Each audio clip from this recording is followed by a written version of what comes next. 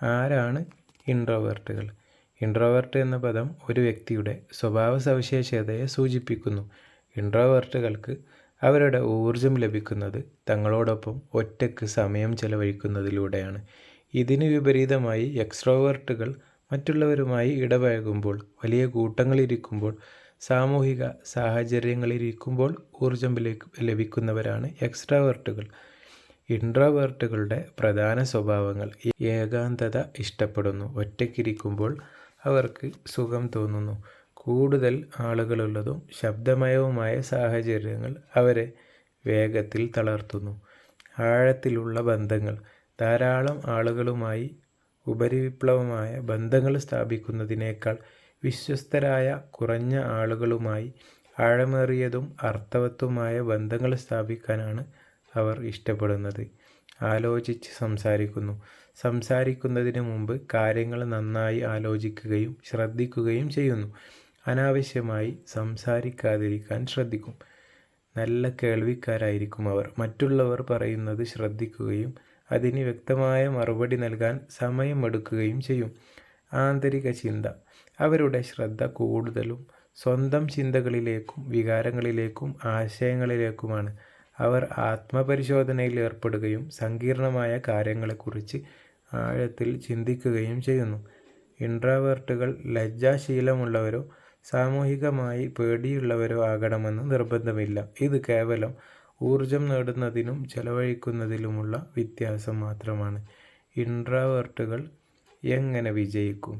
വിജയിക്കാൻ ഇൻട്രോവേർട്ടുകൾ എക്സ്ട്രാവേർട്ടുകളെപ്പോലെയാകേണ്ട ആവശ്യമില്ല. അവരുടെ തനതായ കഴിവുകളെ തിരിച്ചറിഞ്ഞ് ഉപയോഗിക്കുന്നതിലൂടെ അവർക്ക് ഉന്നതമായ വിജയം നേടാനാകും. ഇൻട്രോവേർട്ടുകൾക്ക് വിജയിക്കാൻ സഹായിക്കുന്ന ചില കാര്യങ്ങൾ: 1. അവരുടെ ശക്തികൾ ഉപയോഗിക്കുക. ഇൻട്രോവേർട്ടുകൾക്ക് സ്വാഭാവികമായി തന്നെ ചില കഴിവുകളുണ്ട്. അവയെ പ്രോത്സാഹിപ്പിക്കുക. ആഴത്തിലുള്ള ശ്രദ്ധയും ഏകാഗ്രതയും: ഒറ്റയ്ക്ക് ജോലി ചെയ്യുമ്പോൾ മറ്റ് ശല്യങ്ങളില്ലാതെ ഒരു കാര്യത്തിൽ ആഴത്തിൽ ശ്രദ്ധ കേന്ദ്രീകരിക്കാനും ചിന്തിക്കാനും അവർക്ക് കഴിയും. ഇത് ഉയർന്ന നിലവാരമുള്ളതും സർഗാത്മകവുമായ ജോലികൾ ചെയ്യാൻ അവരെ സഹായിക്കും. ഉദാഹരണത്തിന് എഴുത്ത്, ഗവേഷണം, പ്രോഗ്രാമിംഗ് പോലെയുള്ളവ. ശ്രദ്ധാപൂർവമുള്ള ആസൂത്രണം: ഒരു കാര്യത്തിലേക്ക് ഇറങ്ങുന്നതിന് മുമ്പ് എല്ലാ വശങ്ങളെക്കുറിച്ചും ആലോചിച്ച് നന്നായി ആസൂത്രണം ചെയ്യാൻ അവർക്ക് കഴിയും. ഇത് തീരുമാനങ്ങൾ എടുക്കുന്നതിൽ കൃത്യത നൽകുന്നു. ഫലപ്രദമായ കേൾവിശക്തി: മറ്റുള്ളവർ പറയുന്നത് മുറിവേൽപ്പിക്കാതെയും ശ്രദ്ധയോടെയും കേൾക്കാനുള്ള കഴിവ് അവർക്കുണ്ട്. ഒരു നേതാവ് എന്ന നിലയിലോ അല്ലെങ്കിൽ ഒരു ടീമംഗം എന്ന നിലയിലോ വളരെ പ്രയോജനകരമാണിത്.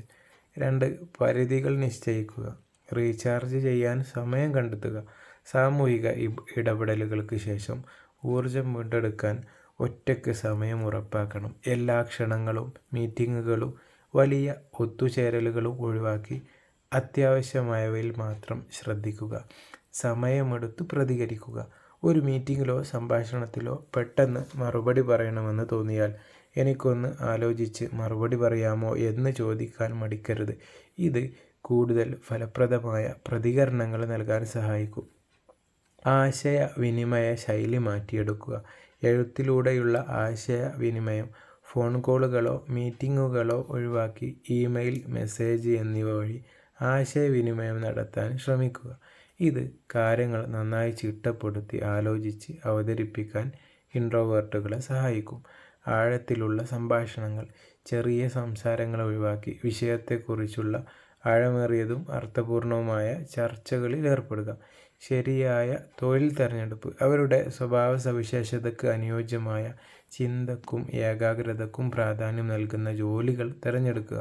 ഉദാഹരണങ്ങൾ: എഴുത്തുകാർ, എഞ്ചിനീയർമാർ, ശാസ്ത്രജ്ഞർ, ഗവേഷകർ, ഡിസൈനർമാർ, ഡാറ്റ അനലിസ്റ്റുകൾ ഇങ്ങനെ തുടങ്ങിയവ. സമഗ്രമായി പറഞ്ഞാൽ ഇൻട്രോവേർട്ടുകൾ അവരുടെ അന്തർമുഖത ഒരു കുറവായി കാണാതെ അത് നൽകുന്ന ആഴത്തിലുള്ള ചിന്ത, ശ്രദ്ധ, ആസൂത്രണം എന്നീ കഴിവുകൾ ഉപയോഗിച്ച് വിജയത്തിലേക്ക് എത്തുകയാണ് വേണ്ടത്.